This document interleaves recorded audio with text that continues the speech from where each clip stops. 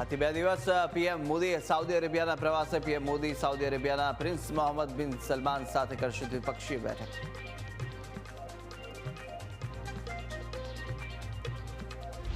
અમેરિકાના ઓર્લાન્ડો આંતરરાષ્ટ્રીય એરપોર્ટ પર ડેલ્ટા એરલાઇન્સના વિમાનમાં લાગી આગ.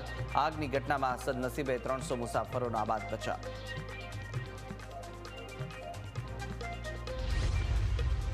સોનાના ભાવે રચ્યો ઇતિહાસ. પહેલીવાર સોનું 1 લાખને પાર. લગ્નની સિઝન વચ્ચે ચાંદીની કિંમત પણ 1 લાખ રૂપિયાની નજીક પહોંચી. જૂનાગઢમાં બુટલેગર ધીરેન કારિયા અને તેની ગેંગના 7 શખ્સો વિરુદ્ધ ગુસ્સી ટોક હેઠળ કાર્યવાહી અને અસામાજિક પ્રવૃત્તિ દારૂની હેરાફેરીને આપતા હતા અંજામ. 3 બુટલેગરો સકંજામાં. રાજ્યમાં ટેકાના ભાવે ચણા અને રાયડાની કેટલાક વિસ્તારોમાં ખરીદી શરૂ ન થઈ હોવાનો ખુલાસો. અમરેલી સહિતના વિસ્તારોમાં ખેડૂતો થયા પરેશાન.